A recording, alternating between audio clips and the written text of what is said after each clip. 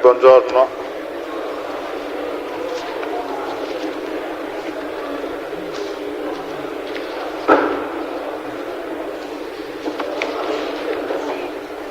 Stiano comodi, prego.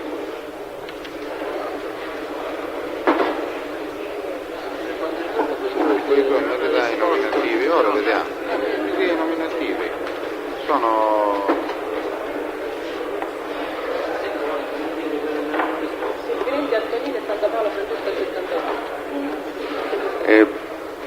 per favore un po' d'attenzione, non hanno risposto all'appello gli imputati Pulvirenti Antonino, c'è? Pulvirenti Antonino.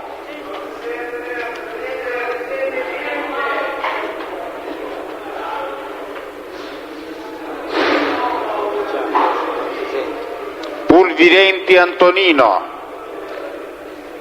Non è presente. Non c'è Pulvirenti Antonino stamattina. L'altro chi era? E l'altro Santa Paola? 62? Santa Paola.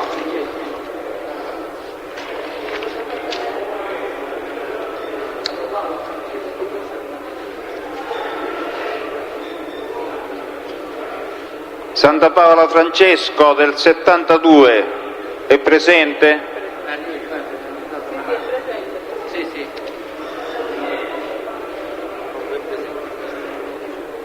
Quindi è Pulvirenti Antonino? Allora, si accerti la situazione di Pulvirenti Antonino, intanto diamo atto che sono presenti in aula gli avvocati Amato, Reina e Consoli. E vediamo di aggiustare un po' l'audio.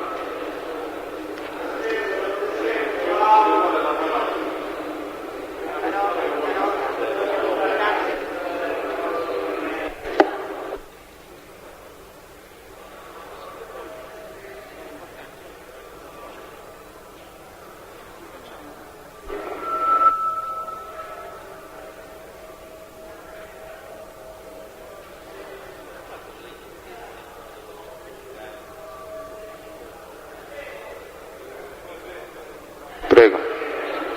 E poi vorrei la linea sulla quarta cabina di destra. Presidente, avevo fatto l'istanza per questo problema con mio primo Santa Paolo Francesco. Volevo sapere qualcosa che ne pensa. Sarà provveduto.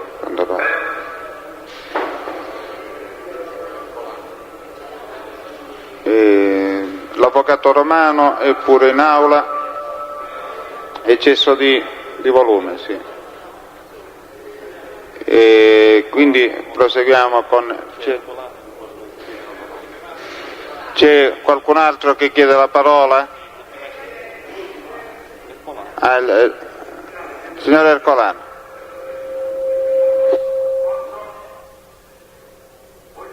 Buongiorno, sì. Presidente, parlo intanto da me che ho un fatto di malattia. Io stanotte non ho dormito. Arrivato in una cella sono svenuto. Sono chiedeto. Con i bambini non voglio elemosinare il fatto di mangiare o mangiare.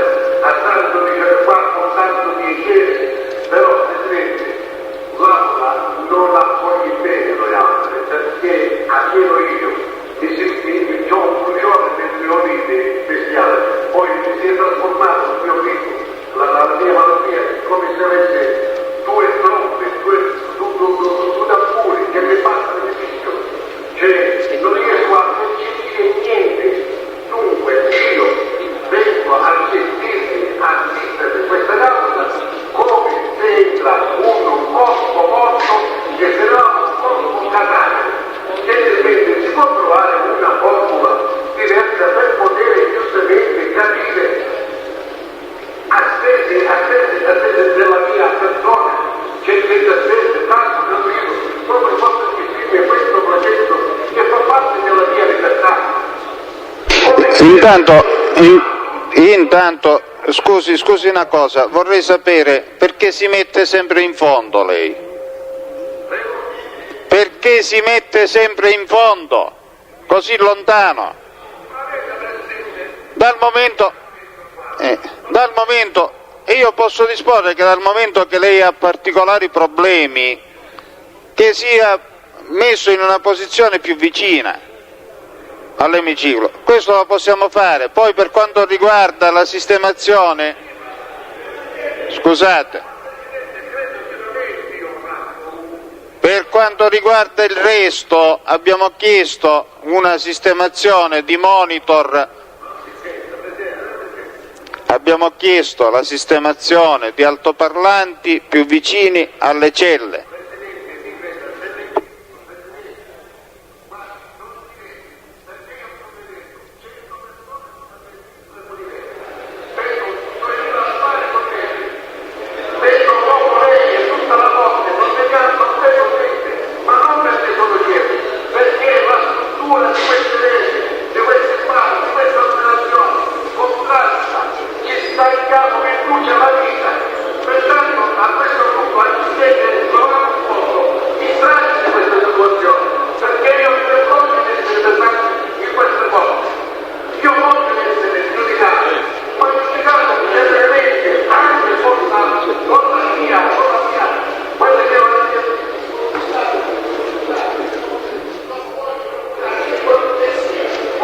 Vicino al microfono, non si è sentito più, si metta più vicino, le ultime parole non le abbiamo potuto verbalizzare. Si metta più vicino al microfono.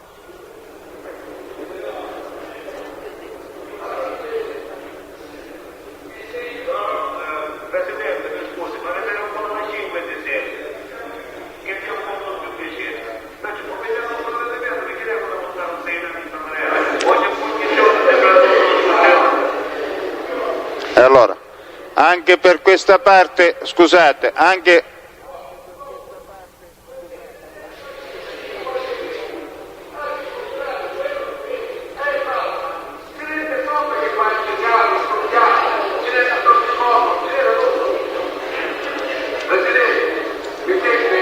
sì.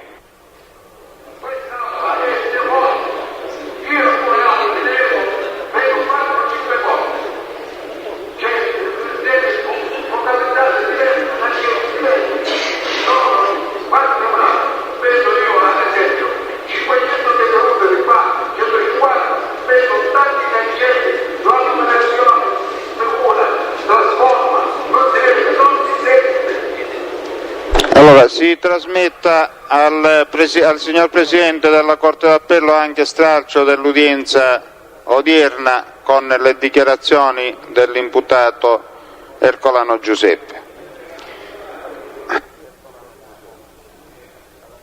Dopodiché proviamo ad andare avanti. Il test, sì. Dalla parola.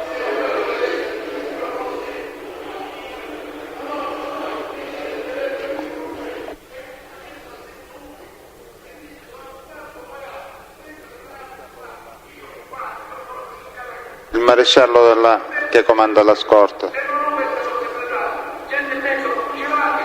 Aspetta.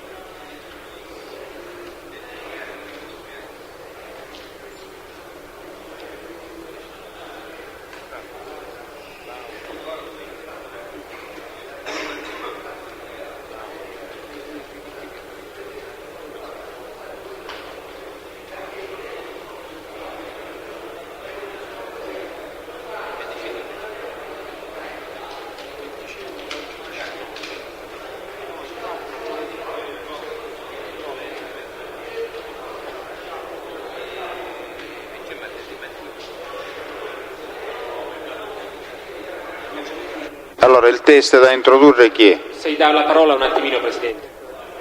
Allora, silenzio in aula, cercate di mantenere il massimo silenzio.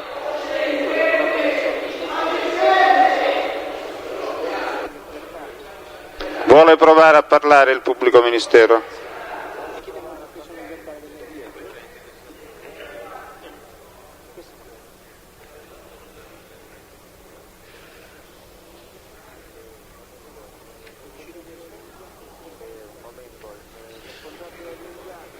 Un momento, il responsabile degli impianti di areazione dov'è? Se mi cercate il responsabile della manutenzione, sì.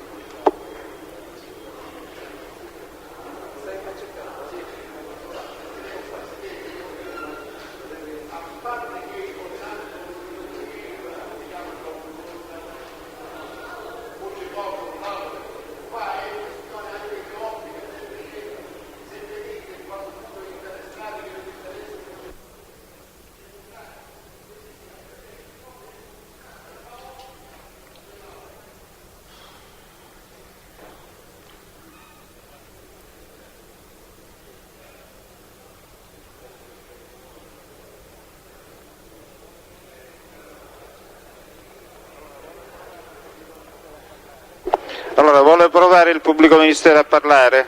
Sì, Presidente.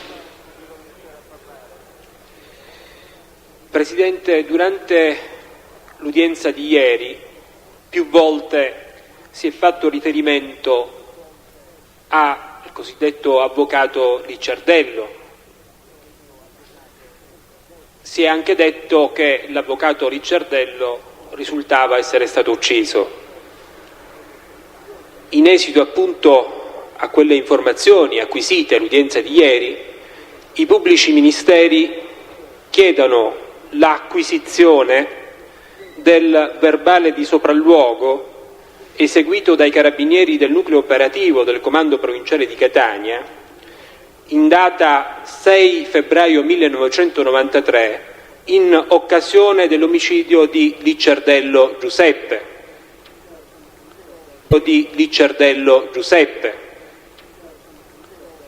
Fra l'altro il fascicolo ignoti, che è rimasto tale e sotto questo profilo risulta archiviato, faceva parte anche del processo cosiddetto Orsa Maggiore, come può rilevarsi dalla copertina del fascicolo stesso, che venne riunito al fascicolo 2971/93 in data 4 ottobre 93, per essere poi successivamente stralciato e separato da quel procedimento, come risulta sempre dalla copertina, in data 9 luglio 1994.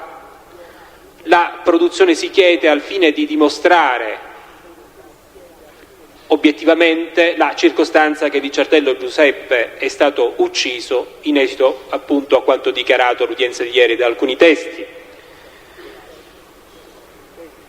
Si chiede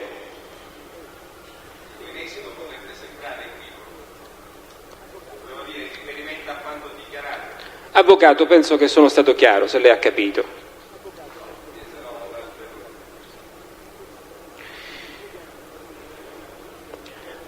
Chiede altresì l'ufficio del pubblico ministero la trasmissione al proprio ufficio del verbale dell'udienza di ieri. Osservazioni? Un attimino solo, Presidente, così come... non vediamo le date rilevanti della pertinenza, tuttavia.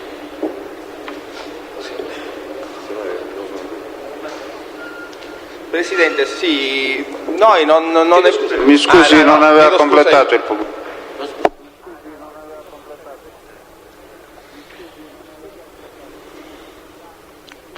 Chiede altresì la produzione dell'atto notarile del 22 aprile 1989 con il quale Ragusa Rodolfo e Coci Alfredo costituivano la società in accomandita semplice denominata Euro Frizzi di Coci Alfredo & Company, con capitale sociale di lire 50 milioni ripartito fra i due soci in quote paritarie di lire 25 milioni ciascuna.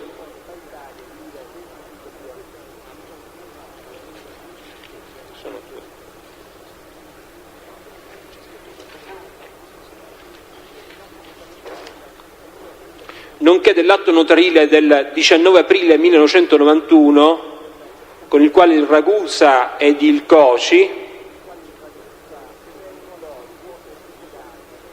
cedevano le proprie quote societarie, rispettivamente il Ragusa Rodolfo a Santa Paola Francesco e il COCI Alfredo a Ragusa Salvatore.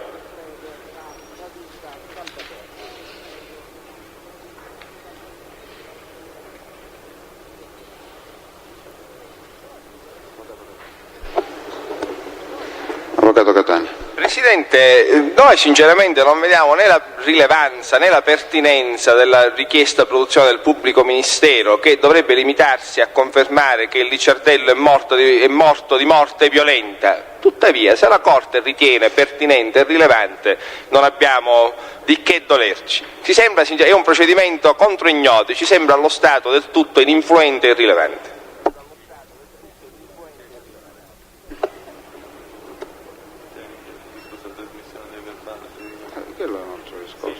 Per la produzione dei documenti, allora, per la produzione, si ammette la produzione dei documenti offerti al pubblico ministero ritenuta la rilevanza ai fini della decisione. Per quanto riguarda il verbale, il verbale è a disposizione delle parti, che possono farsi rilasciare copia autentica dalla cancelleria e previa autorizzazione del Presidente, che viene data in questa sede. Introduciamo il testo. Crispi Natalina. Presidente, mi scusi, io nomino mio sostituto processuale l'avvocato Reina. Grazie. L'avvocato Reina, grazie.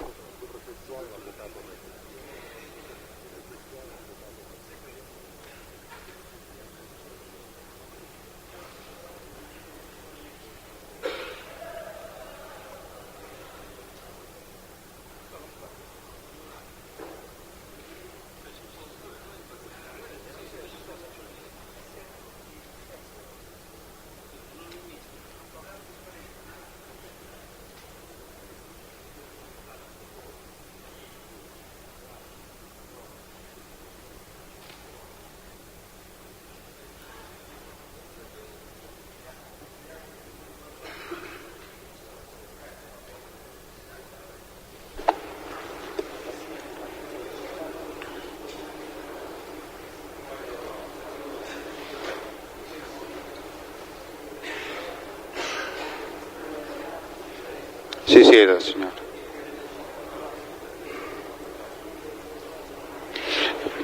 Parli vicino al microfono e dovrebbe dire le sue generalità per il verbale. Più vicino, signore. Più forte. Sì? Nata dove? Dove risiede, signore? Va bene. Lei deve assumersi la responsabilità della testimonianza che è stata chiamata a fare. Legga la formula. Consapevole delle responsabilità morale e giuridica che assumo con la mia deposizione, mi impegno a dire tutta la verità e non nascondere nulla di quanto è a mia conoscenza. Sì, ora ascolti le domande del pubblico ministero, quindi si sieda un po' in modo da guardare anche da quella parte, si sistemi meglio, signore.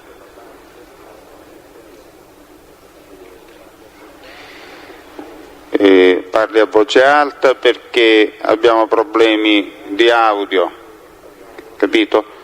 E per quanto riguarda le riprese televisive è ovvio che deve essere salvaguardata la sicurezza del test, quindi se ha interesse alla ripresa non sia presa la parte superiore o comunque venga obliterata l'immagine o elaborata in modo da renderla irriconoscibile.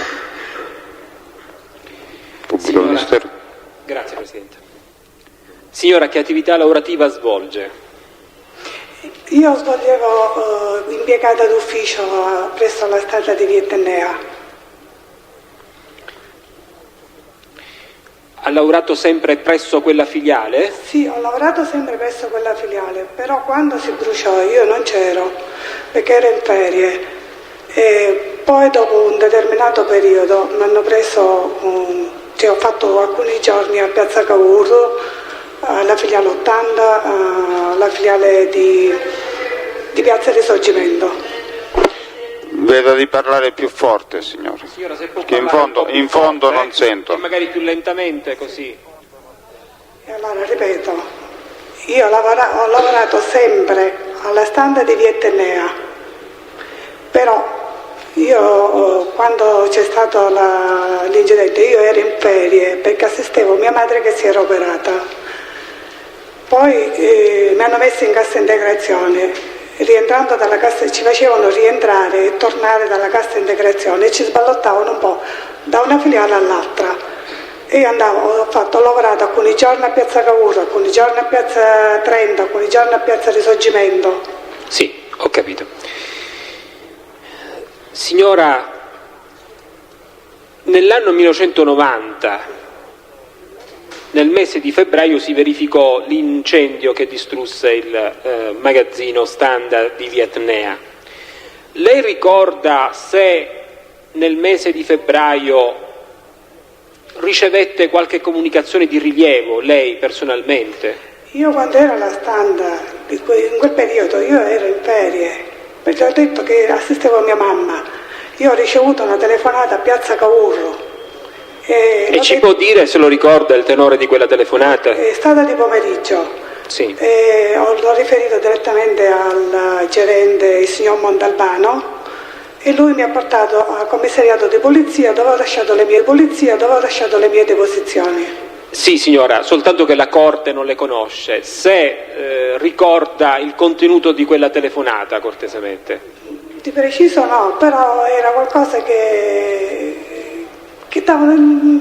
era un segnale, qualcosa di strano, perché mi hanno chiuso poi il telefono, perché non mi hanno dato il tempo di smistare la telefonata, perché hanno chiesto del direttore, ho detto il direttore è fuori sede, mi hanno detto delle cose e subito hanno chiuso e io ho riferito questo qui al gerente, cioè al signor Montalbano, e il signor Montalbano mi ha portato direttamente al commissariato di polizia dove ho lasciato la mia deposizione. Signora, quindi non ricorda esattamente il contenuto di quella telefonata? No, non me lo posso ricordare assolutamente. Quando venne sentita esattamente il 22 febbraio 1990 negli uffici della squadra mobile della questura di Catania, ebbe a dichiarare: questo pomeriggio verso le 16:40 aveva ricevuto la telefonata, e poi riferisce il tenore della telefonata che è il seguente: qui il popolo, abbasso Berlusconi, colpiremo ancora. Ricorda adesso che se il contenuto della telefonata? Io confermo quello che ho detto al commissariato di polizia. Ricorda se l'interlocutore ebbe ad aggiungere qualche altra circostanza? Non mi ricordo assolutamente. Lei ha risposto all'interlocutore in qualche modo? No, dopo no. che ha sentito queste espressioni? Sono rimasta presa alla sprovvista e poi hanno chiuso il telefono. Ho detto solo che quando loro mi hanno chiesto del direttore, io ho detto il direttore non c'è. Per favore scusate, la ripresa verso quell'altra parte non prende anche quella parte lei indirizzandola così, la prende sempre verso questa parte anche per quanto riguarda il difensore e il pubblico ministero, la prego. Ma a chi la fa visionare? Avanti. Il pubblico ministero avrebbe finito, Presidente. Sì, ci sono domande per la teste? Può andare, signora? Può andare, sì, grazie. Sì, certo.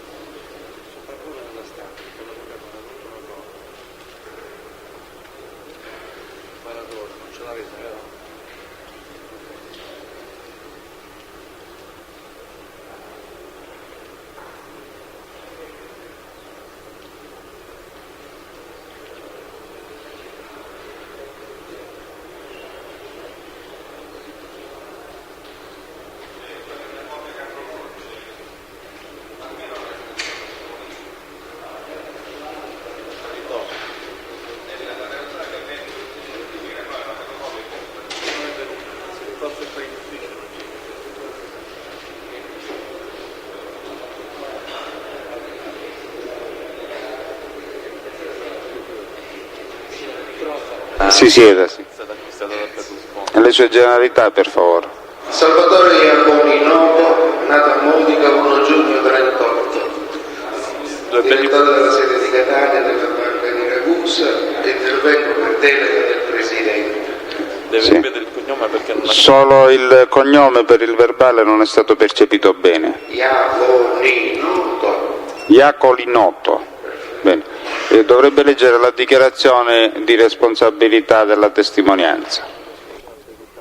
Consapevole delle responsabilità morale e giuridica che assumo con la mia deposizione, mi impegno a dire tutta la verità e a non nascondere nulla di quanto è a mia conoscenza.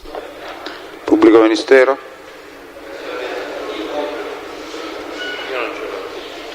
Buongiorno dottore. Dottore, lei è il direttore della Banca Popolare di Ragusa. Vuole indicare alla Corte da che periodo ha iniziato a essere? Sin dall'apertura e attualmente sono ancora... E dall'apertura quanto è avvenuto? 77.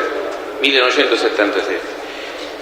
Lei ricorda se la banca fu oggetto di un o di più tentativi di furti in questo periodo di tempo? È stato oggetto di una rapina nell'84 e poi ci sono stati 2 tentativi di scasso intorno agli anni 89-90. Ecco, sulle date può essere più preciso sulle date non della rapina ma dei 2 tentativi di furto? Sì. Uno ha detto nell'89. Penso che siano stati nell'89 e l'altro?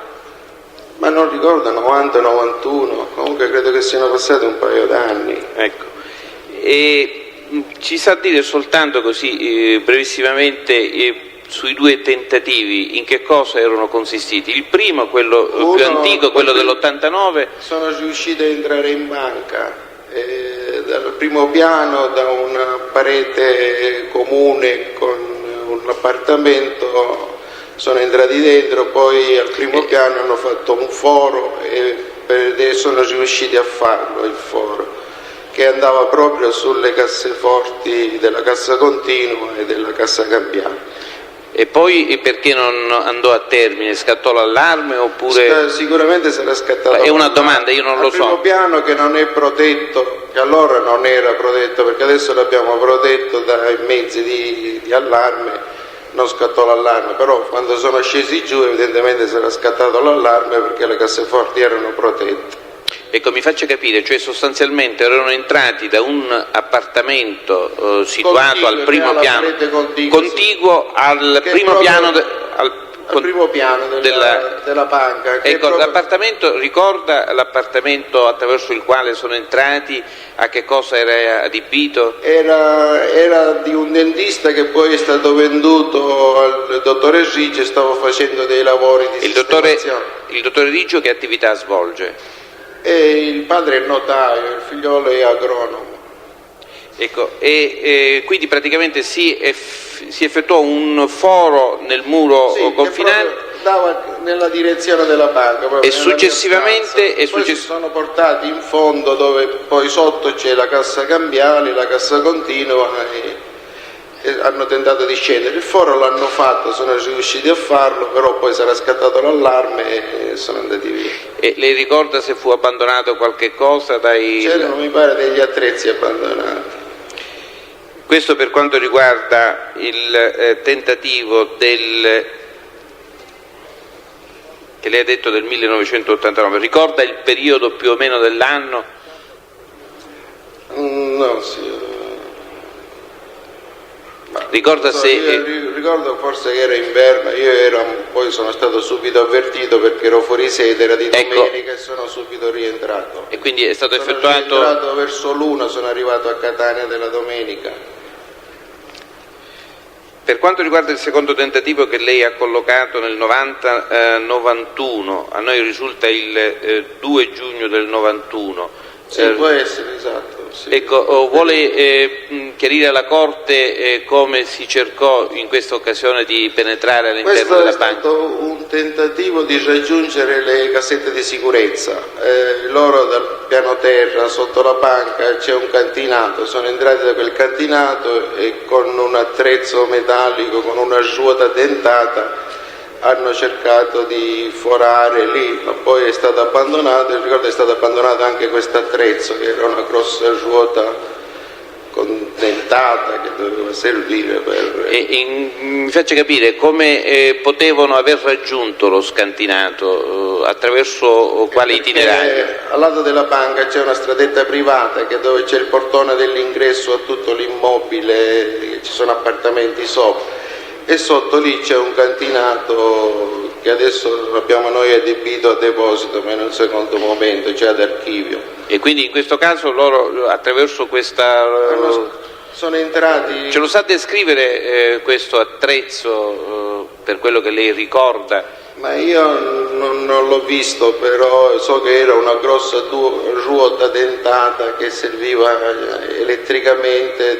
Cioè si praticava un foro per accedere alle cassette di sicurezza? Alle cassette di sicurezza, però siccome la parete era spesso un 8 metri, si saranno resi conto, e poi era molto blindata, perché allora quando fu costruita l'abbiamo fatta veramente blindata, si saranno resi conto, oppure col rumore sarà scattato qualcosa e sono andati via. Quindi quel foro è stato neanche di 1 metro, erano riusciti a fare. E in questo caso, cioè, come scattò l'allarme oppure... Io ritengo che sia scattato l'allarme, perché tutta la cassetta di sicurezza è blindata ed è coperta da allarme, quindi col rumore, con cosa sarà scattato l'allarme. Oppure possono... O qualcuno del palazzo, se si è accorto del rumore e abbia questo, non è in grado di dirlo. No, non sono in grado di dirlo. Non ho altre domande, Presidente. Possiamo licenziare il testo? Può andare, grazie.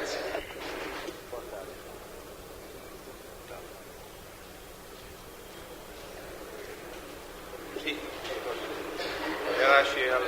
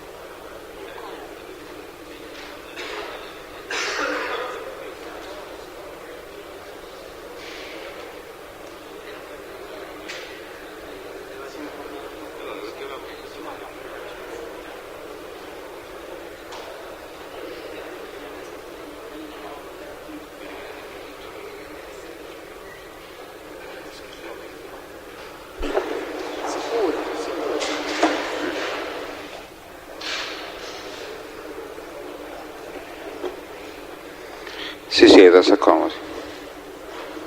Lei il signor? Pilato Liborio. Il luogo e data di nascita, per favore. San Cataldo 3/12/1937. E il luogo di residenza? Roma. Vuole leggere la dichiarazione di assunzione di responsabilità che è scritta su quel foglio? Sì, consapevole della responsabilità morale e giuridica che assumo con la mia deposizione, mi impegno a dire tutta la verità e a non nascondere nulla di quanto è a mia conoscenza. Ascolti le domande del pubblico ministero e risponda parlando più vicino al microfono. Sì.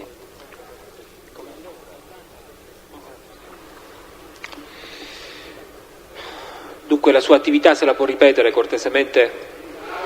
La mia attività? Sì.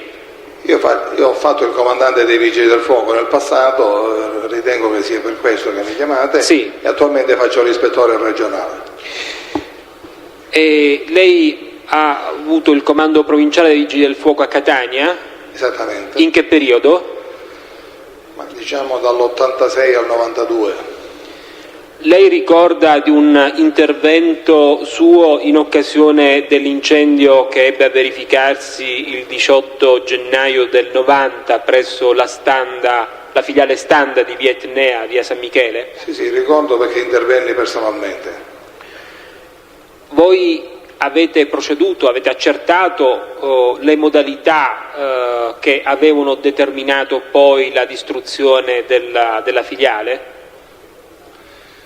Ma sai, con un incendio così macroscopico, diciamo, è difficile accertare esattamente tutto quanto. Si possono fare delle ipotesi, però. Cioè, innanzitutto, era un incendio doloso o un incendio dovuto ad altre motivazioni? Ma a noi è sembrato doloso, diciamo che siamo convinti che sia doloso. E in base a cosa lo ricorda, comandante? Ma in base alle modalità con cui si è sviluppato, al luogo in cui si è sviluppato e diciamo, all'andamento che ha avuto. Ricorda qualcosa in particolare? Sì. Se ce lo può riferire cortesemente. In realtà io non sono intervenuto per primo perché ero impegnato altrove, sono intervenuto... Chiedo scusa se la interrompo. Lei ebbe a redigere una relazione circa l'intervento dei Vigili del Fuoco, quindi laddove non dovesse ricordare con l'autorizzazione del Presidente potrebbe eventualmente consultare l'atto a sua firma. Sì, comunque ricordo molte cose abbastanza bene. E allora prego.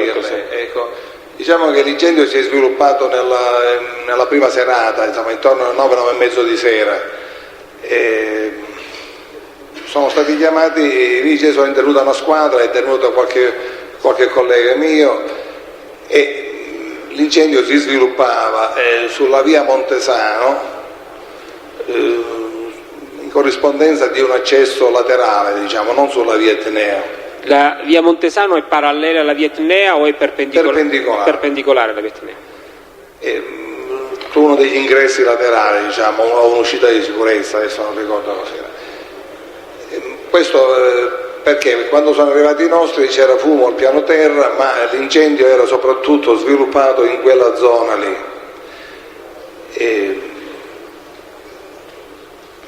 Poi l'incendio attraverso la tromba delle scale si diffuse per tutto l'edificio, visto che la tromba delle scale non era chiusa, era aperta.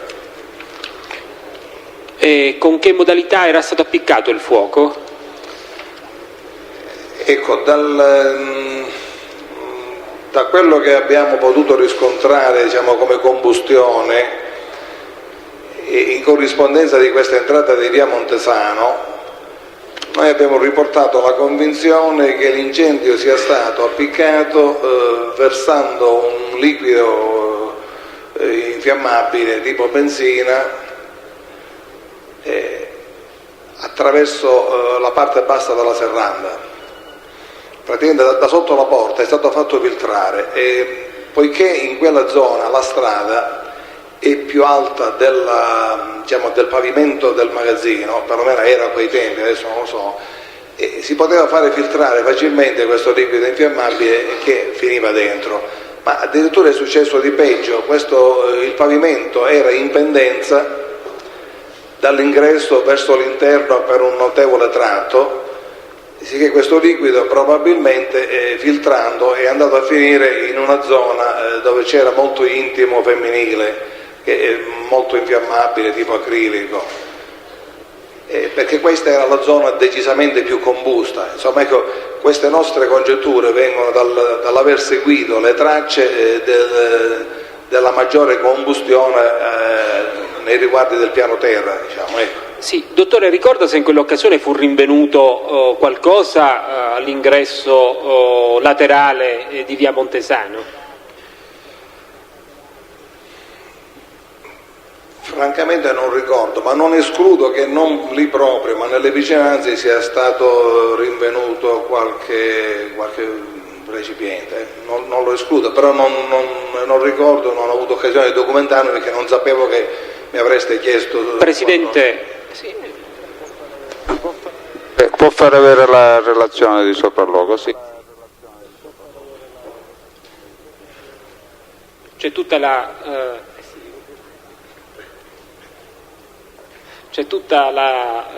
sua relazione, dottore, in particolare la parte nell'ultimo foglio, mi pare, comunque può consultarla tutta.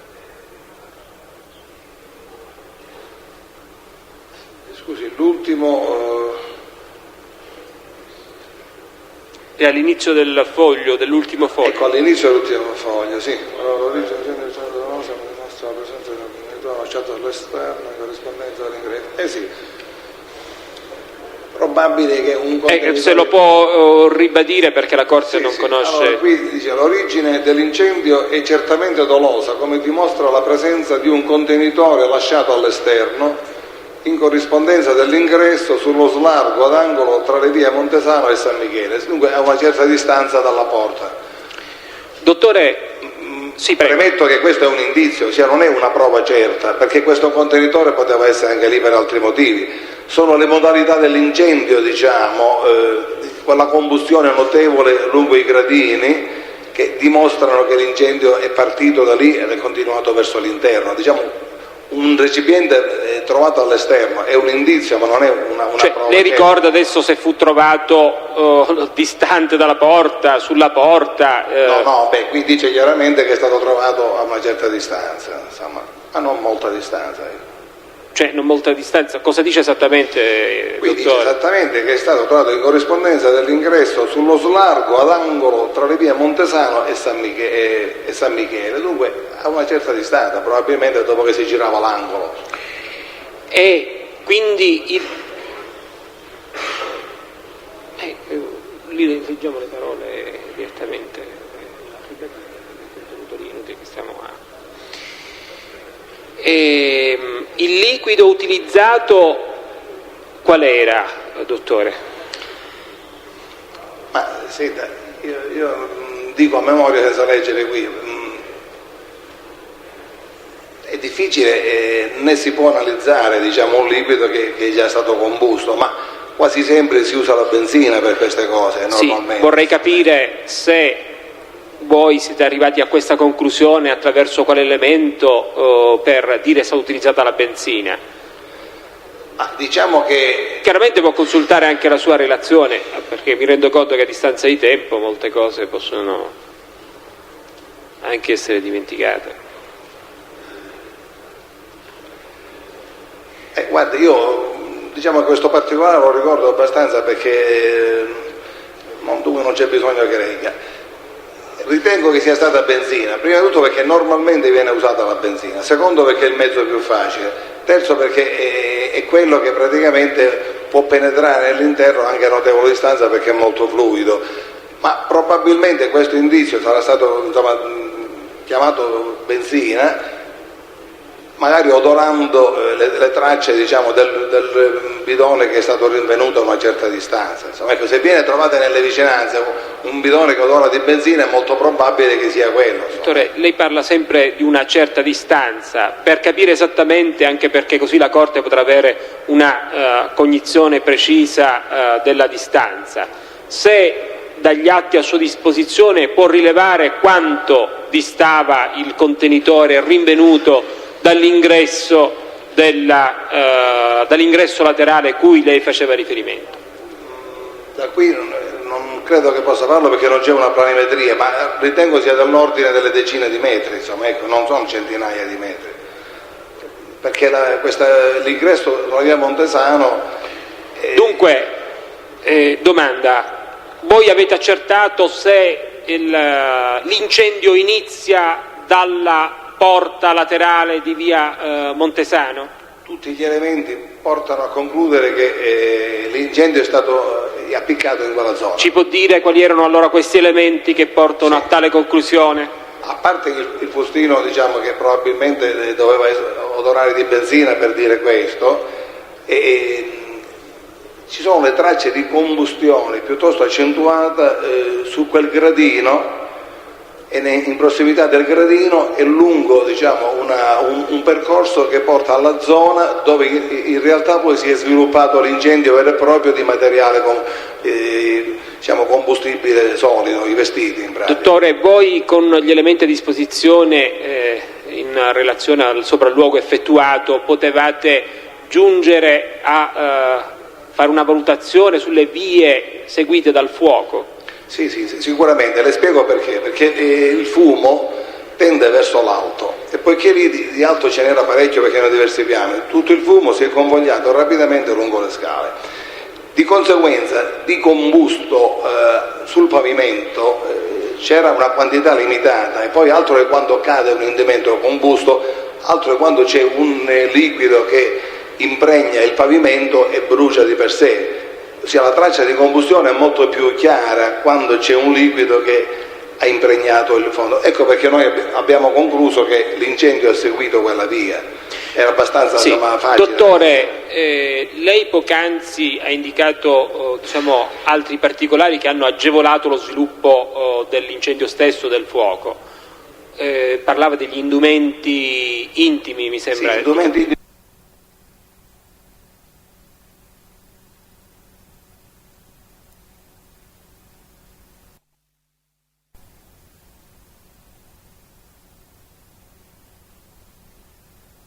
Su cavalletti. Avete rilevato se altri elementi hanno agevolato lo sviluppo delle fiamme?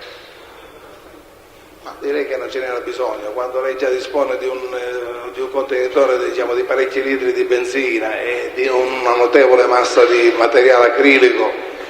Può verificare, dottore, se c'è qualche ulteriore indicazione nella relazione? Dovrei guardarla tutta, ma... No, penso nell'ultimo foglio forse c'è qualche altra cosa. Sì, aspetti un attimo.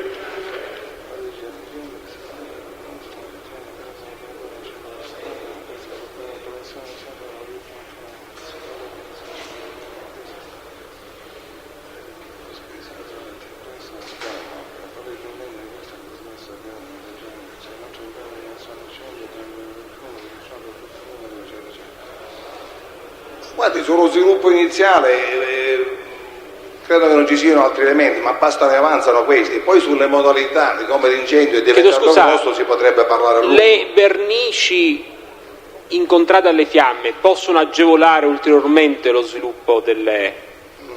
Non era assolutamente necessario in questo caso, potrebbero o non potrebbero secondo lo Stato, però in questo caso particolare secondo me ce n'era già abbastanza per applicare il fuoco. Ma voi fate riferimento anche alle vernici delle scale mobili o cose di questo tipo? No, non credo, poi si fa riferimento al fatto che questa zona della combustione accentuata tra liquido e vestiti era abbastanza vicina alle scale, per cui l'incendio poi si è sviluppato velocemente ai piani superiori, talché quando sono arrivati i nostri non hanno potuto penetrare praticamente al piano superiore. Quanto tempo ci è voluto per spegnere l'incendio, dottore? Ma l'incendio è stato spento nelle mattinate, verso la fine della notte. Ma è stato spento solo dall'esterno perché in pratica era impossibile penetrare.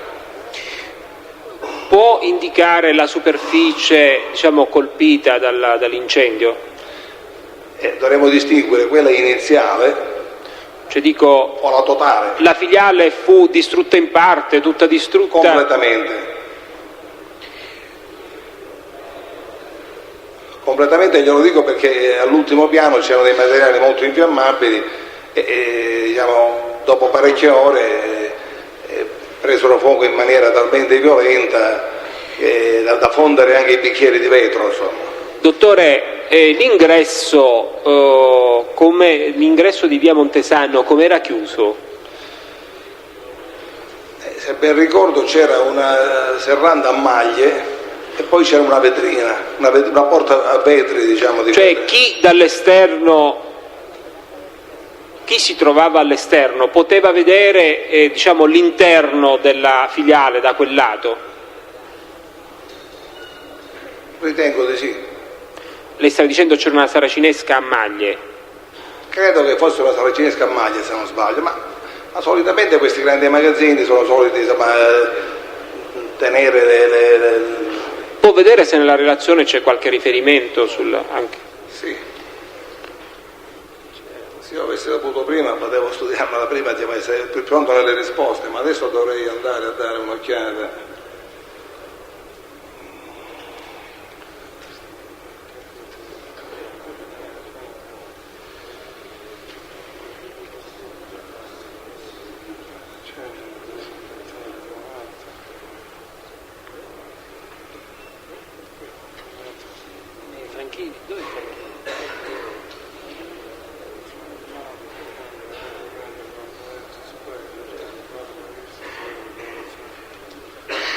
qui si parla di un coinvolgimento di vernici e solventi, ma erano i piani alti, dunque non hanno niente a che vedere con lo sviluppo iniziale.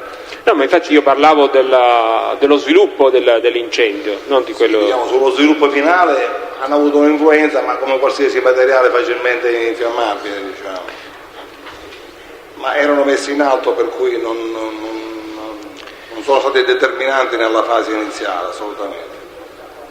Dottore, ricorda quanto liquido poteva contenere il recipiente rinvenuto? Guardi, io non ricordo, ma credo che fosse un recipiente... Cioè, quanto poteva essere approssimativamente? Tra i 10 e i 20 litri, insomma, solitamente, ma 10 litri basta ne avanzano per queste cose.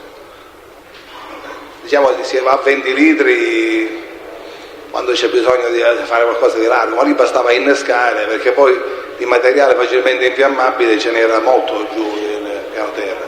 Dunque al limite anche con meno di 10 litri, anche con 5 litri si sarebbe potuto innescare, diciamo. Però ritengo comunque che il liquido diciamo, versato originariamente poteva essere anche di quantità limitata, come lei sta dicendo. Sì, ma lì anche in teoria anche con 1 litro si poteva appiccare. Però probabilmente ne avranno versato 5-10 litri, così insomma. Può verificare, dottore, l'orario esatto del vostro intervento dalla sua relazione? Avete l'orario esatto? Cioè quando voi avete ricevuto la comunicazione, dottore? Sì, 21 e 24. 21 e 24 del 18 gennaio. Può verificare quando avete, diciamo, ultimato il vostro intervento, se è indicato nella relazione, dottore? Ma non credo sia indicato, comunque io ricordo che albeggiava. Poi veda, non c'è un minuto preciso, diciamo, in un incendio quando finisce, perché poi le operazioni di smassamento sono durate tutta la giornata seguente, insomma, i sopralluoghi sono durati giorni, però le fiamme vere e proprie, ecco, diciamo che l'ultimo piano ha bruciato violentemente, non so, verso le 2 di notte, le 1 di notte, così, insomma, una cosa di questo genere. Diciamo nelle prime ore della giornata seguente. Io avrei finito, Presidente. Sono domande per il test?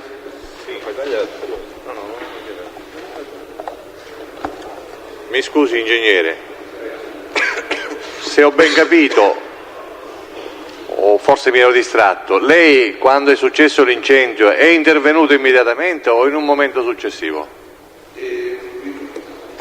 Sì, io sono intervenuto verso le 11 orientativamente, perché ero impegnato con un mio capo e eravamo fuori, diciamo. Non le chiedo le ragioni. Quando l'ho saputo sono intervenuto ed ero circa le 11, ma i miei sono intervenuti intorno alle 9:30. Benissimo, allora lei è intervenuto in un secondo momento.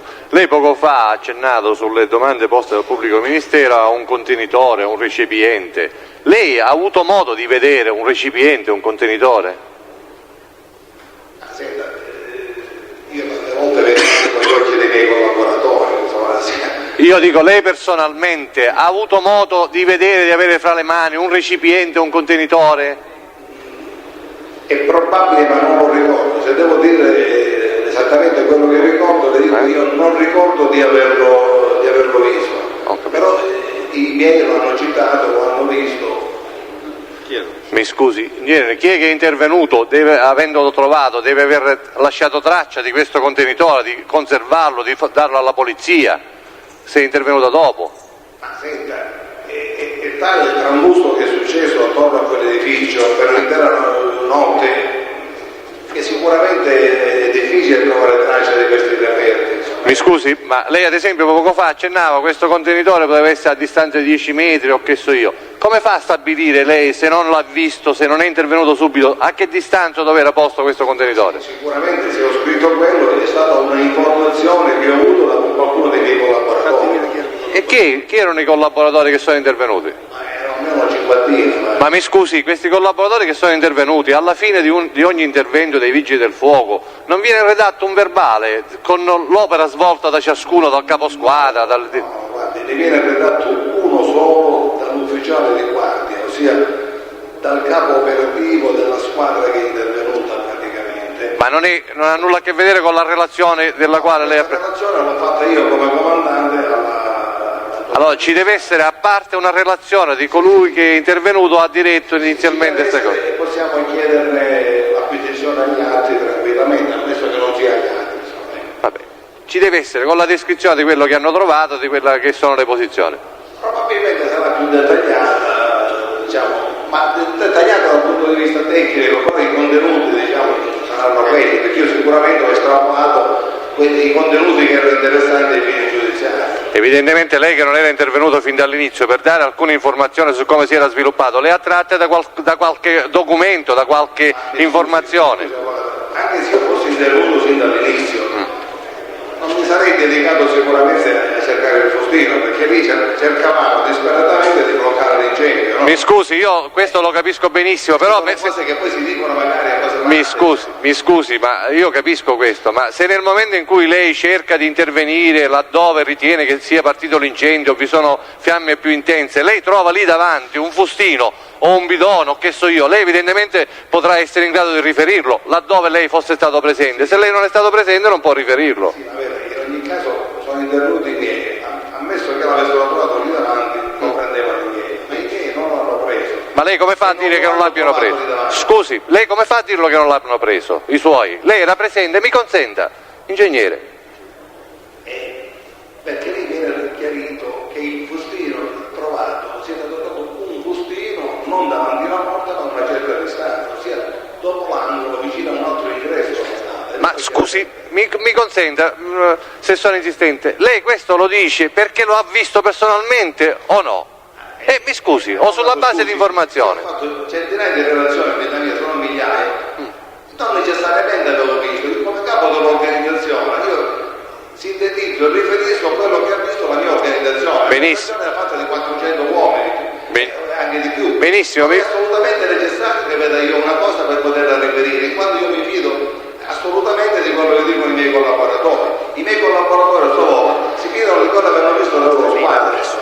Dopo che l'abbia visto io o non l'abbia visto è assolutamente ininfluente, io ritengo. Dal suo punto di vista sì, però lei, signori, ho chiuso, signor Presidente. appunto, mi pare che è una querela che non porta da nessuna parte. Ma la Corte non è informata su quello che può essere il contenuto di altri atti. La Corte sa esattamente come si organizza quello che all'origine si chiamava rapporto. Ci siamo anche pronunciati in ordine ai rapporti organici, disattivi il microfono per favore, che non si sente. Ai rapporti organici che ci sono tra il capo di un'organizzazione e i suoi sottoposti per quanto riguarda le informative della polizia. Mi pare che perdiamo tempo. Andiamo avanti. Altre domande se ce ne sono, altrimenti licenziamo il mi dispiace veramente che lei dica che io perdo tempo. Io non sta perdendo tempo. No, io non perdo tempo. È una valutazione che lei fa sulla base che non conosce le carte. Questa storia che noi perdiamo tempo, che facciamo contattativa, scusi, non va proprio. Lei deve consentire, il PM fa un'ampia disquisizione e abbia indagine, a noi viene preclusa.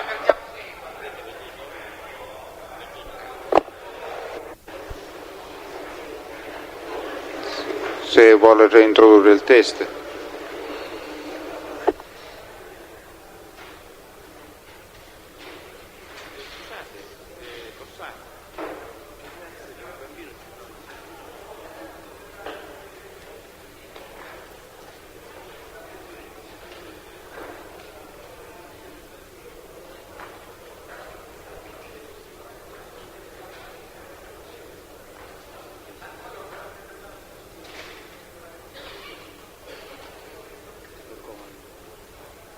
Si accomodi, ingegnere. Altre domande?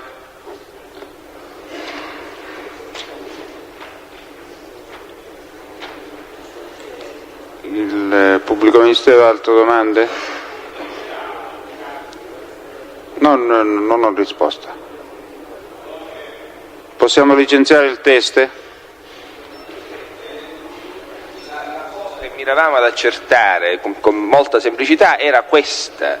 Lei sostanzialmente, l'abbiamo capito, dico, l'importante perché a fini processuali, dico, per le ulteriori indagini serve comprendere che questo accertamento non è caduto direttamente sotto la percezione del test, è così?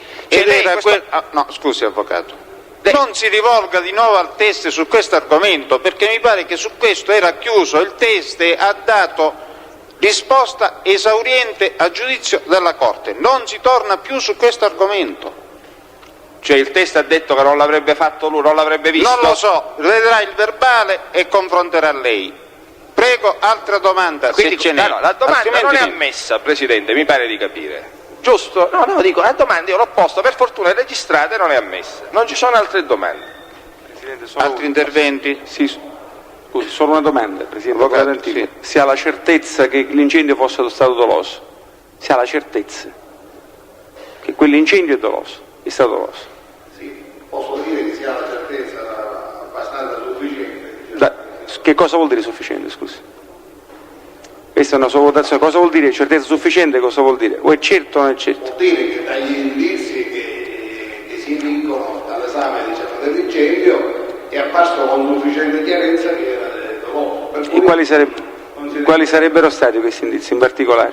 Ma le ho spiegato che il fatto che ci fosse una zona annerita con un chiaro indizio di combustibile liquido che partiva dal gradino sulla strada fino all'interno, in una zona in cui c'era pendenza, questa strisciata di pavimento bruciato, diciamo combusto, a differenza del rimanente che non era combusto, è un indizio per noi abbastanza ovvio e indiscutibile che l'incendio è partito dall'esterno, diciamo, con questo liquido infiammabile, infiltratosi ed è arrivato fino nella zona dove poi c'era sufficiente materiale, diciamo, di vestiario per poter continuare l'incendio e propagarlo dopo l'esaurimento della combustione della benzina. E quindi è possibile dire che questa è una sua deduzione tecnica?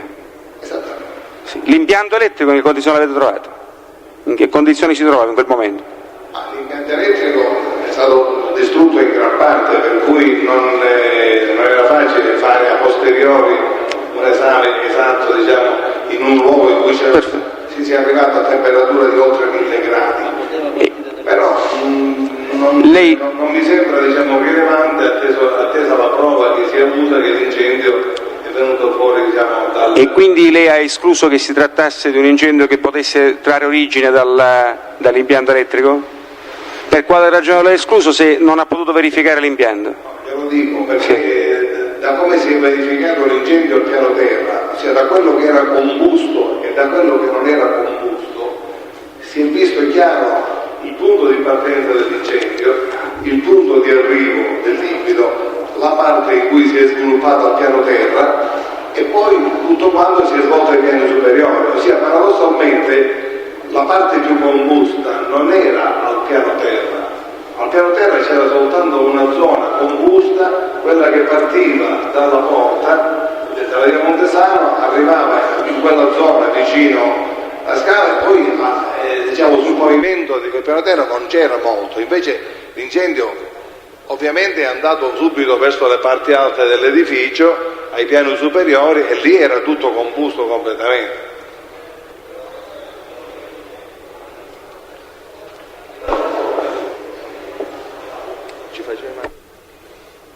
Altre domande?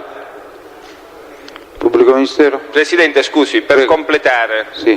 Lei può escludere che si trattasse di un bidone di 20 litri di benzina con un tubo attaccato, che da questo tubo fuoriuscisse il liquido?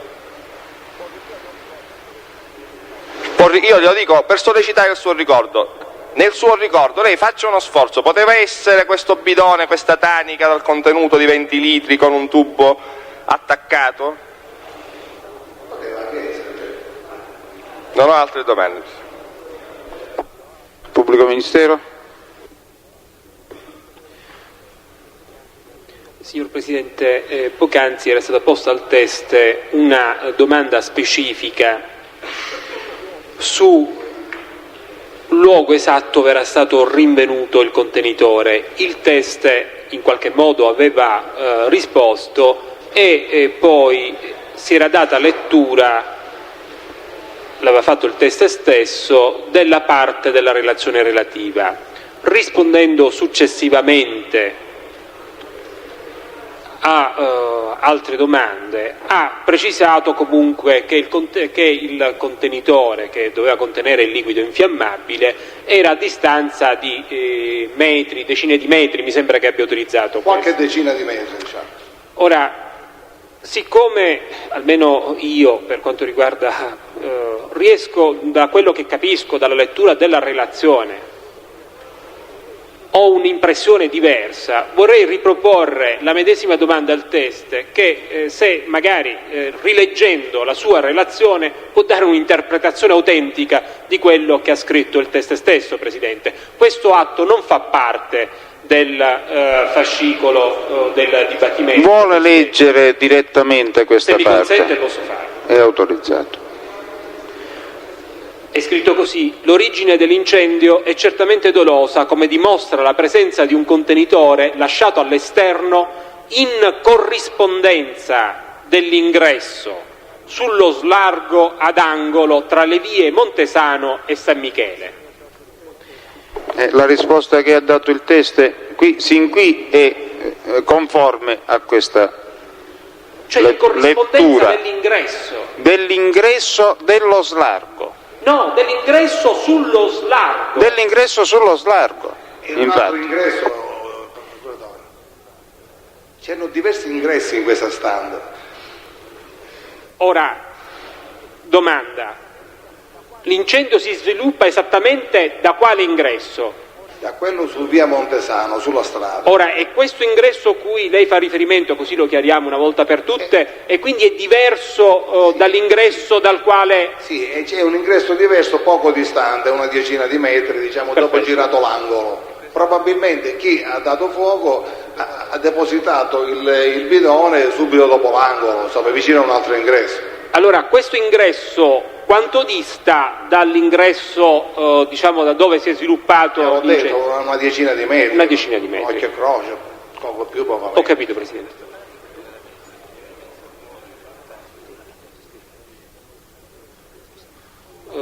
Poi per avere condizioni più esatte bisognerebbe avere una planimetria che possiamo acquisire. Sì, dottore, dalla relazione lei può verificare chi erano stati i suoi collaboratori che sono intervenuti materialmente sul luogo? Certo, tutti gli intervenuti siamo verbalizzati nella relazione di intervento.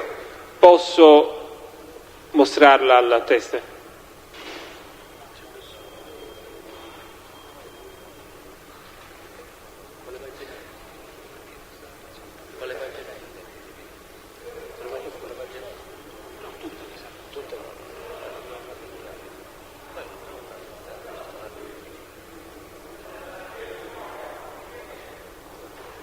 Scusi, questa non è la relazione di intervento, questa è una relazione suppletiva fatta dalla Procura. La relazione di intervento è tutt'altra cosa, non è questa. Da quella relazione lo può verificare se ci sono nomi dei suoi collaboratori? No, guardi, qualche nome c'è sicuramente. Dico, se magari può indicare quelli che sono menzionati. Sì, guardi, sicuramente qualche nome qui è indicato. Aspetti, vuole glieli cito chi sono. Ingegnere, mi scusi, dovrebbe parlare più vicino al microfono. Lo alzi sto microfono, lo aggiusti perché non si sente. Allora, è intervenuto il geometra De Luca, poi è intervenuto anche l'ingegnere Fundarò e successivamente l'ingegnere Spanò, il geometra Belluomo, l'ingegnere Comella e l'ingegnere Novello. Comunque il primo intervenuto è il geometra De Luca e successivamente, quasi contemporaneamente, l'ingegnere Fundarò. Questo lo ricordo abbastanza bene, tant'è vero che sono citati per primi. Fundarò? Ingegnere Fundarò, sì. Gaspare Fundarò. Finito, Presidente. Può andare, ingegnere, grazie.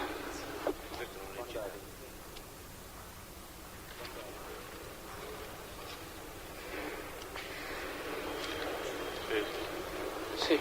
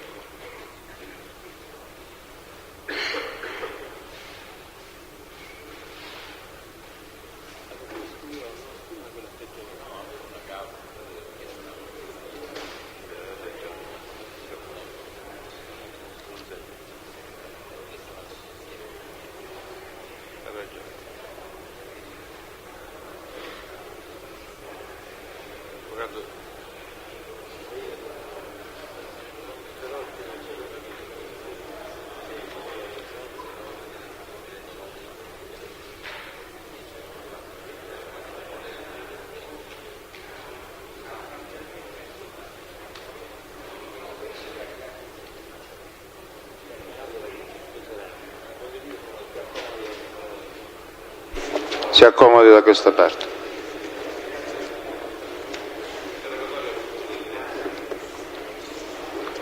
Si sieda, sì, buongiorno. Dovrebbe dirci le sue generalità. Michele Schettino, la Chioggia, 11-10-30. Dove risiede? Va bene. La dichiarazione gliela vuole dare? Ora. Dato di reato connesso. Aspetti un momento. Mi si avverte dal pubblico ministero che lei ha avuto una vicenda processuale connessa con questo procedimento. Sì, quindi lei in qualità di imputato connesso o comunque coinvolto in questa vicenda, anche se oggi non lo è più imputato, ha alcune facoltà, e sono quelle di farsi assistere da un difensore intanto, e poi quello di astenersi dall'esame. Ha un difensore lei? L'avvocato Schillirò, che è presente in aula, e intende sottoporsi all'esame oppure rinunciare? Sì, può andare, grazie.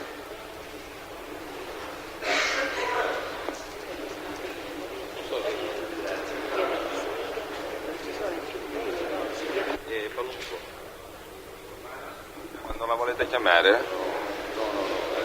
La signorina Reis. Ah, beh, grazie.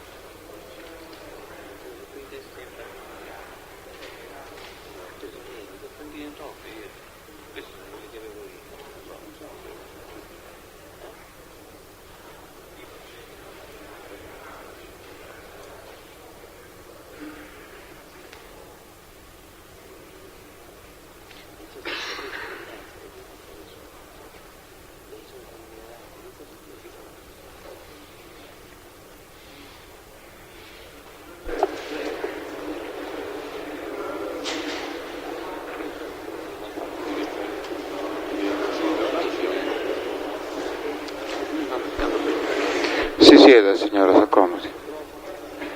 Si metta più vicino al microfono. Così va bene. Vediamo. Le sue generalità, per favore. Nicoletta Palumbo. Nata. Nata a Palermo il 24/10/46. Risiede a Palermo. Domiciliata a Palermo, via Crociano 8. Vuole leggere la dichiarazione di responsabilità per la testimonianza. Consapevole della responsabilità morale e giuridica che assumo con la mia deposizione, mi impegno a dire tutta la verità e non nascondere nulla di quanto abbia conoscenza. Si giri un po' verso il pubblico ministero e cerchi di parlare quanto più possibile vicino al microfono e a voce alta, che abbiamo problemi di acustica, e il pubblico ministero può procedere.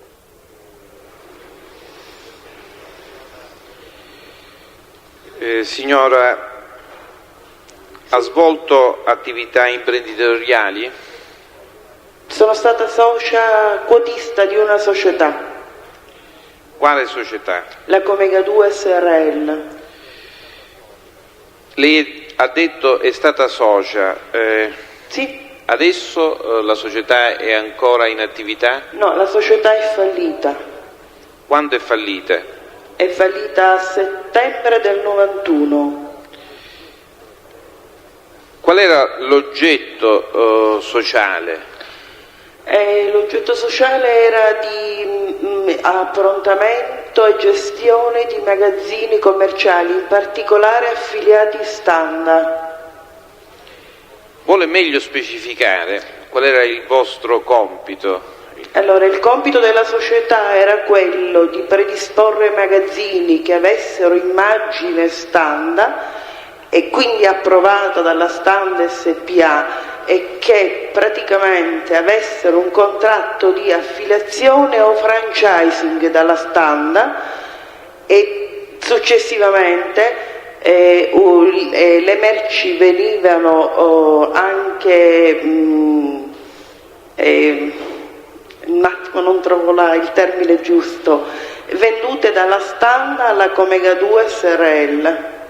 Quindi era un doppio rapporto, un rapporto di franchising e quindi conseguenzialmente un rapporto di, come dire, di acquisto dalla Standa delle merci.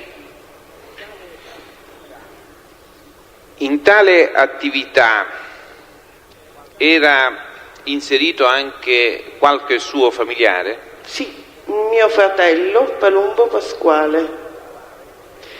E suo fratello Pasquale in precedenza svolgeva altra attività? Mio fratello era stato direttore della Standa SPA per lunghi anni, adesso non ricordo quanti, e praticamente nel momento in cui la Standa ha ceduto il punto vendita di Termini Imerese, mio fratello insieme ad altri dipendenti Standa hanno rilevato dando le dimissioni conseguenziali al rilevamento di questo magazzino di Termini Imerese.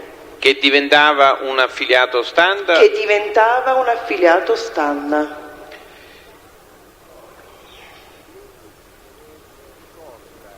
Lei ricorda di aver commentato con suo fratello Pasquale in data 23 gennaio 91 un po' la situazione che si era venuta a creare? Certo, io commentavo sempre con mio fratello la situazione, ma mi pare ovvio.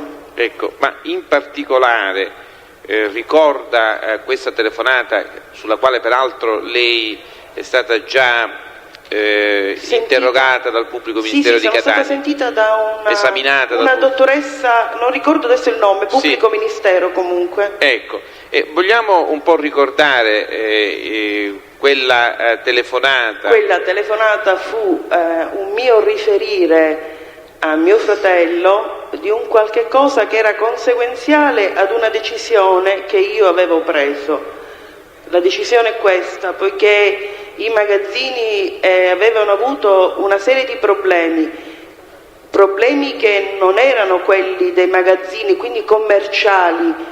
Quelli commerciali ci potevano essere, ma molto, come dire, molto lievi in un certo senso. Invece il problema è stato che a un certo punto si volle, per una serie di altre cose, si volle anche cedere le nostre quote. Nel momento in cui era quasi perfezionata questa cessione, per motivi che adesso non ricordo bene, che comunque credo che ridipendessero, anche perché questa cessione di quote era già stata approvata verbalmente dalla Standa SPA a mezzo di suoi dipendenti ad alto livello, quindi parliamo di capo affiliazione, ovvero di persone che appartenevano al management Standa per quanto riguardava il lato finanziario vero e proprio, e quindi avevamo già avuto questa approvazione verbale, per cui avevamo fatto un preliminare di contratto con una serie di persone, 3 credo che fossero, rappresentate da uno solo, quindi c'era un preliminare di contratto. Successivamente queste persone si recarono alla Standa e per motivi che del relato posso dire che furono quali quelli, prima dovete posarci dei soldi, non so bene. Prima? Dovete posarci dei soldi per l'indebitamento, cioè una normale prassi.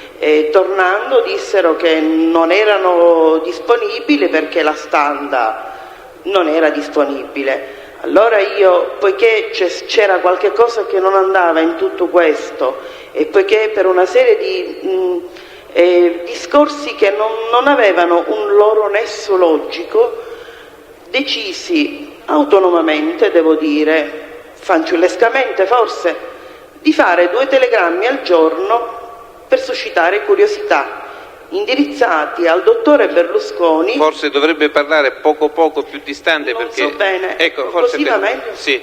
Indirizzati al dottore Berlusconi, che recavano sempre lo stesso testo, che non ricordo bene quale fosse, però desidero conferire con lei per problemi, di modo tale che, suscitando curiosità, potessi avere un appuntamento. Questo lo facevo talmente da privata cittadina che mi firmavo con il mio nome e cognome da coniugata, Nicoletta Romano. Ad un certo punto sono stata contattata telefonicamente, perché ho messo il telefono di casa mia, da un certo ingegnere dottore Possa della Fininvest, il quale mi disse che era un segretario particolare della segreteria di Berlusconi e vuole sapere qual era la motivazione di questi telegrammi, così erano 2 al giorno, e io risposi per suscitare curiosità. Mi disse: c'è riuscita, qual è il problema? E dissi: no, non glielo voglio dire in un primo momento, desidero parlare direttamente con il dottore Berlusconi. Mi chiese anche se avevo bisogno di soldi e dissi: no, grazie, non ho bisogno, se vuole, se io ho 10.000 in tasca posso pure darglielo, non è questo il mio problema. Ha insistito.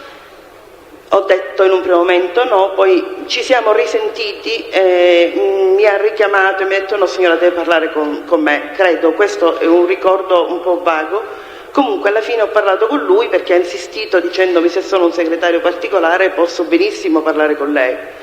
E io raccontai che il nostro problema non era quello dell'affiliazione, ma che indubbiamente questa vendita che si è a un certo momento quasi conclusa, uno dei capi dell'affiliazione, il dottore Rotta, aveva addirittura fatto gli auguri a mio fratello per la cessione delle quote, e che quindi quando i signori che successivamente andavano lì, insomma, hanno avuto questa risposta, c'era qualche cosa che non andava, anche perché molte cose ci facevano capire che personalmente a me non andava tutta una serie di comportamenti. A questo punto mi disse: le darò risposta. E mi disse anche, e quello fu il motivo per cui riferì a mio fratello, che il dottore Berlusconi, per non sottostare, aveva avuto le filiali bruciate. Mi disse: per questo il dottore Berlusconi, cioè sì, lui non vuole interessarsi di queste cose, per questo gli hanno bruciato le filiali. Quindi io riferì a mio fratello tutta questa conversazione.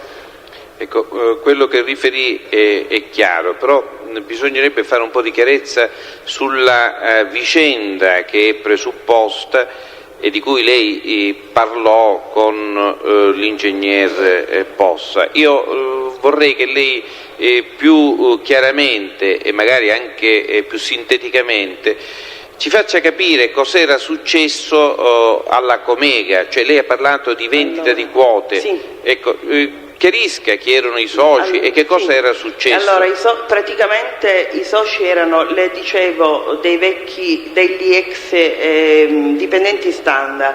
Di estranei c'ero io come quotista e un certo signor Capuani, oggi deceduto.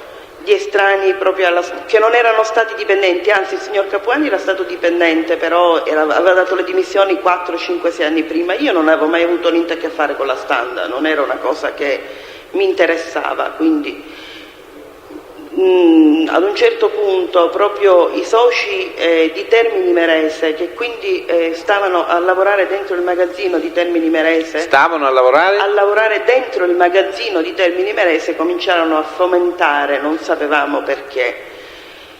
Diciamo, a fomentare che cosa e contro chi? A fomentare delle liti interne contro mio fratello, contro me, ci furono una serie di problemi. Peraltro la cosa che poi fece riflettere moltissimo mio fratello fu quella che il 3 gennaio 90 la Standa, adducendo dei pagamenti non regolari, che indubbiamente erano non regolari, ma la cui continuità nel tempo, fin dal primo momento, aveva fatto peraltro capire benissimo quanto era stato a suo tempo detto a mio fratello, che la Standa avrebbe aiutato questa società con questo, quindi era quasi una banca per la Comega 2, ma una banca voluta dalla Standa stesso, perché era mio fratello doveva essere la punta di iceberg di un progetto di affiliazione, quindi un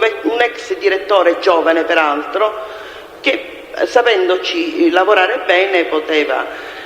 Quindi in un primo momento, invece il 3 gennaio 90 la Standa fa un telegramma dove dice vengono chiusi le immissioni, cioè l'invio delle merci, senza sapere la motivazione precisa, perché questa non poteva essere una motivazione ben precisa. Cioè, mi faccia capire, signor, un attimo, sostanzialmente la Standa disse che avrebbe bloccato l'invio delle merci. L'invio delle merci. Sì. Per tutti i magazzini, tra i quali c'era un magazzino sito in via Imperatore Federico che era stato aperto il 16 dicembre 89, quindi non poteva avere degli insoluti. Premetto anche che l'organizzazione della Standa era che per ogni magazzino veniva aperto un codice e su quel codice venivano spedite le merci con la bolla con riferimento a quel codice, a quella via. Quindi se un magazzino è aperto da 15 giorni non può avere insoluti, insomma è una cosa... Ecco, ma tutto questo, signora, in relazione alla situazione dei soci e a quelle indicazioni che lei ha dato sul fatto che alcuni soci fomentassero... Sì, ma questo era l'inizio... No, io voglio capire il rapporto tra queste attività di alcuni soci e la presa di posizione della Standa. La presa di posizione della Standa, cioè tutto questo io glielo racconto in un attimo, ma è diluito nel tempo. Quindi questa presa di cioè questo discorso dei soci, la presa di posizione della Standa, successivamente il continuare, sebbene avere dato un certo importo rilevante della Standa finché fece la cambializzazione, e quando mio fratello in marzo salì alla Standa, tornando mi disse: ho capito che in qualche maniera devo uscire da questa società, quantomeno da amministratore, non voglio uccidere la società. Dico perché ho capito che sicuramente il progetto di Standa di affiliare, quindi di farmi diventare punta di iceberg di un progetto di affiliazione in tutta Italia, non è più quello. E quindi cominciò col dire che dava le dimissioni.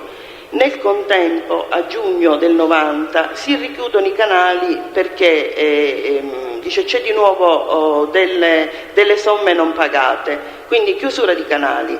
A settembre del 90 abbiamo avuto una riunione a cui sono stata presente io, perché io, oltre che cotista, sono stata per un certo periodo impiegata di quella società. Io sono un ragioniere, oggi sono anche un ragioniere commercialista. E quindi me la sbrigavo io, non c'erano commercialisti né supervisori. Dal momento in cui mio fratello ha dato le dimissioni, il 28 giugno 90, e subentra il successivo amministratore, diventa quasi in contemporanea supervisore o consulente della società un certo Mandalari, dottor Pino Mandalari, ragioniere insomma.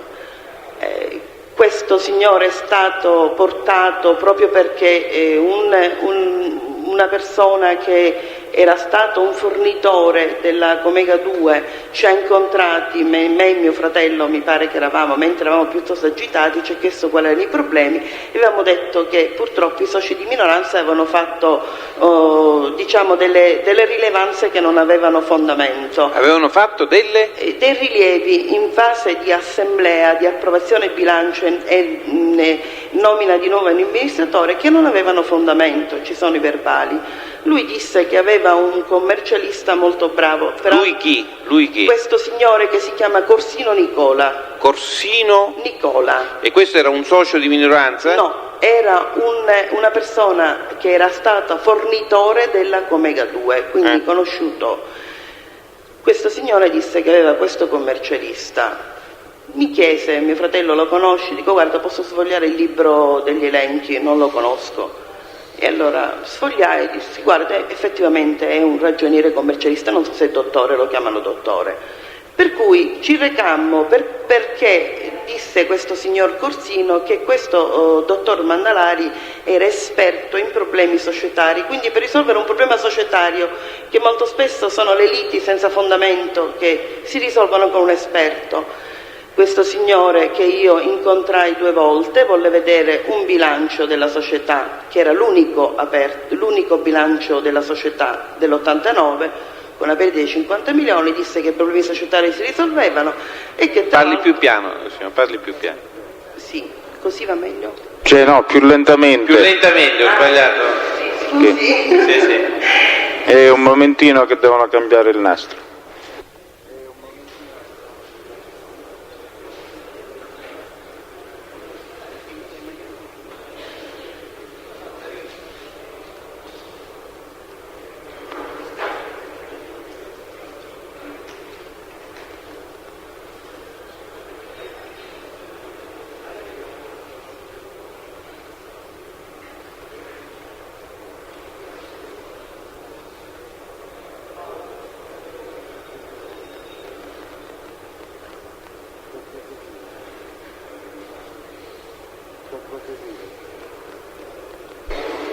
Può proseguire, signora, sì.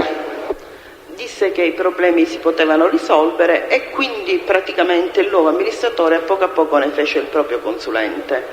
Non ho capito, si dissero, il Mandalari questo dottor Mandalari disse che i problemi societari, guardando, dice in effetti la società è sana, i problemi si possono risolvere, per cui diciamo che andammo da lì per risolvere questi problemi. Nel contempo il nuovo amministratore ne fece il consulente, perché io avevo detto che non appena andava via mio fratello da amministratore non mi volevo più occupare della contabilità. Quindi il nuovo amministratore in sostituzione di suo fratello? Mio fratello, esatto. Come si chiamava questo nuovo amministratore? Castiglione Giuseppe. Come? Castiglione Giuseppe. Questo Castiglione Giuseppe nominò come, come suo consulente della società. Della società, certo. Il Mandalari. Sì, perché telefonava a lui tutte le volte che aveva dei problemi fiscali, problemi di qualunque tipo. E poi?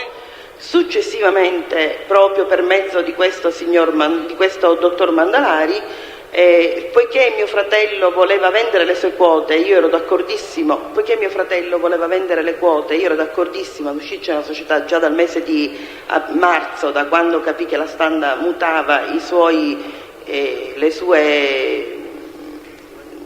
le sue strategie, chiamiamole così,